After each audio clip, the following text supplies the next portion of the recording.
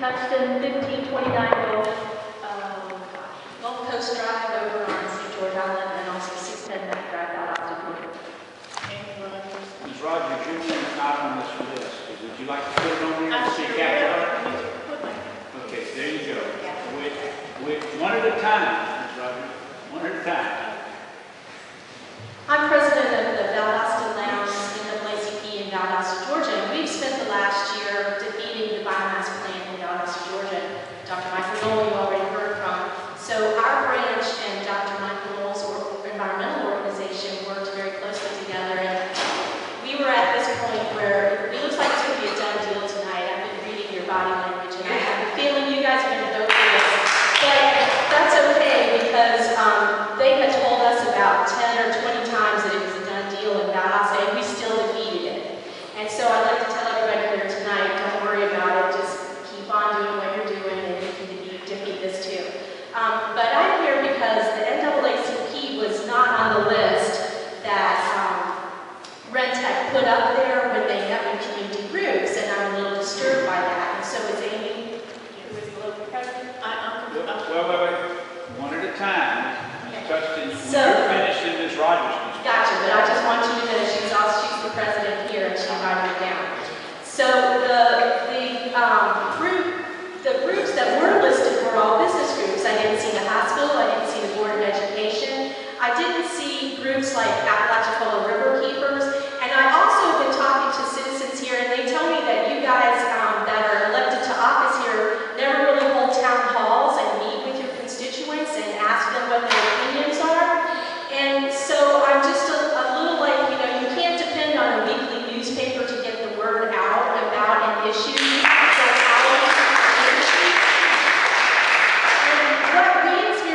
Valdosta is that they brought it in under the radar. It was so stealth. They had wine and cheese parties at the convention center, and so the country club crowd was informed about this. And they also, Dr. T and Mr. Ferris, and now Dr. Noel has been started going to these professional biomass training seminars that they hold all over the country, where they basically educate public officials like yourselves, as well as the local business leaders, and I see a lot of them right over here, and people like Dr. T, who's a toxicologist at FSU, and he came to Valdosta, and our public officials paid him about $6,000 to come and tell us that biomass was safe. And so all of us went home and we started Googling Dr. Christopher T at FSU, and we found a tremendous amount of information, and basically, there's not a chemical that he doesn't like. And he went out and sold how arsenic in lumber was safe for playground equipment. So he is a toxicologist. He's in the chemistry department at FSU. He was instrumental in trying to tell the Tallahassee folks how great this biomass incinerator would be in Tallahassee. They found out that he has this background of promoting different types of chemicals, and when you look at what he has said, none of it adds up. And I encourage everybody to get on the Google and look up Dr. Christopher T and see what he has to say about arsenic. Also look up reports in the St. Times newspaper about how he goes around the country and promotes biomass. So I'm here on behalf of the national NAACP, which is opposed to biomass. I'm here on behalf of the Florida State NAACP, which is opposed to biomass. And I'm here on behalf of Amy Rogers, the Port St. Joe NAACP, which is opposed to biomass. The reason the NAACP is so opposed to biomass is because 75% of these facilities are located in African American communities. What your DEP, EPD, whatever your Florida environmental agency is called, ours is called the EPD in Georgia, what they probably have not done is to assess whether or not the African community here where this biomass plant is going to be located, they probably have not looked at whether or not that is determined as an EPA environmental justice community. That's what happened in Valdosta. They told us over and over that the EPD had signed off on the permits, that they'd gone through permitting, but they totally ignored another area of EPA law which deals with environmental justice communities. The Tallahassee NAACP wrote a very strongly worded letter to Glenn Ferris's organization, and I also encourage people to look up all of the different types of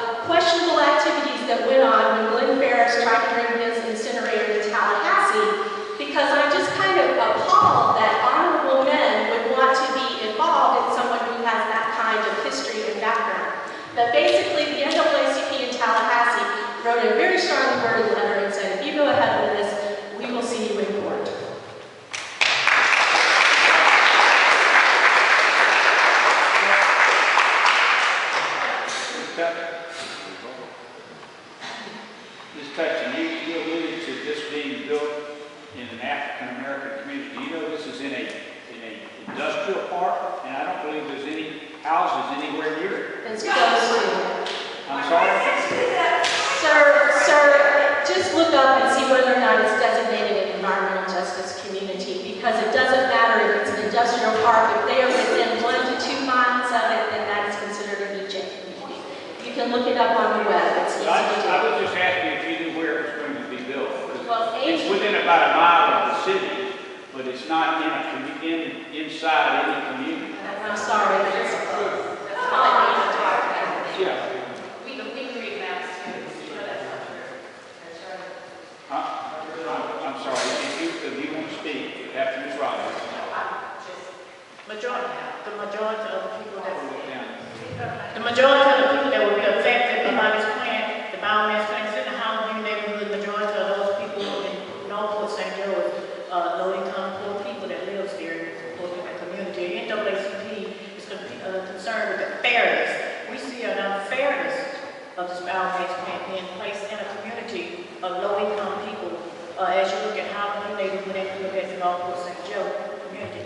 And as I said, I think it was when we had our last meeting, I raised a question about the board, the planning board that was appointed. I did not see any fair representation from people from those communities serving on that board. Most of the individuals I recognized serving on the board was developers and business people from the business point of view. I did not see any low-income people that represent the views of the low-income people.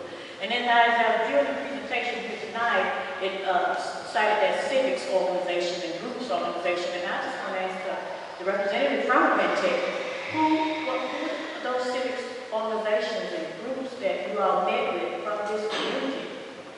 Did you see the presentation? Yes, I saw that presentation. You said that, and I saw the Kiwanis Club and all those.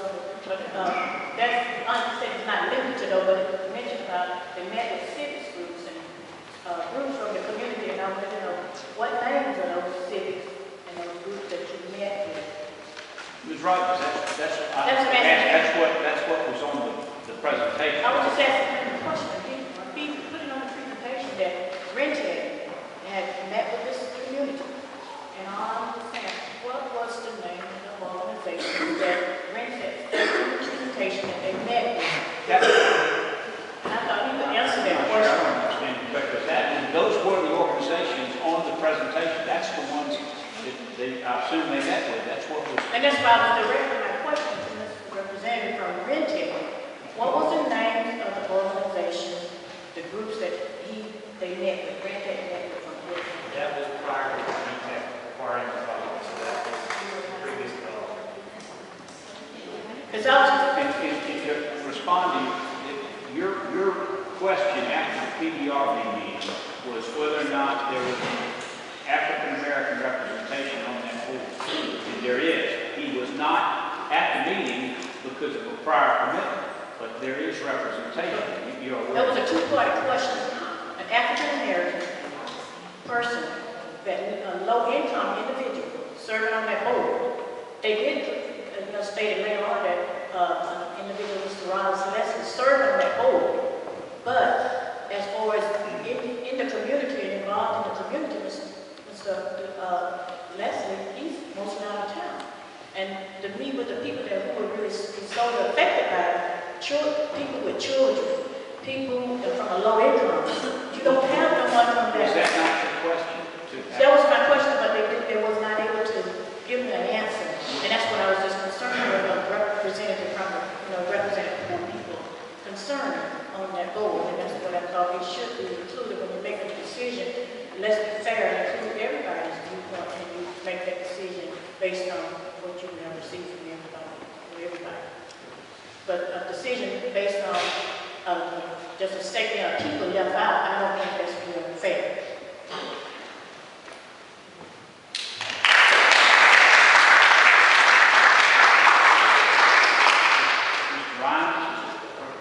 My name is George Boston Ryan. I'm former president of the NAACP of Biomass, Georgia.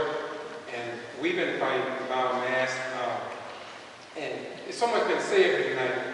But so often what we get in America during the new era is that we have mayors, no reflection on you, chairmen of different organizations, governmental bodies, And tonight, I've become somewhat disappointed in the fact that, Mr. Mayor, I'm a Mason. I'm a Shriner. I know about parliamentary procedure, Robert's Rules of Order. And to me, it seemed like that you don't answer most all the questions tonight. It seemed like to me that if other people was elected up here, I'd like to see you all have equal voice as the mayor, if you all are permitted to speak. I mean, I'm accustomed to that. Sir, they are permitted to say whatever they Well, I know, but you've been dominating pretty heavy now.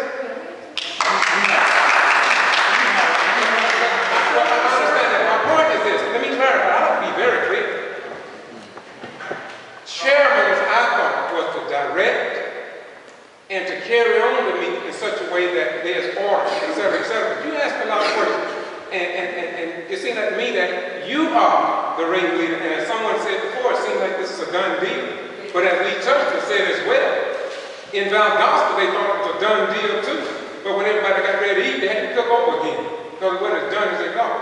And so I'm just going to close by saying this here. You know, we can think that something is safe because somebody tells us it's safe. But if you remember in the days of old, they told us, come up to Marlboro. That's right. They told us, drink and taste good, like a cigarette shoe. They told us, come on up to cool. We found out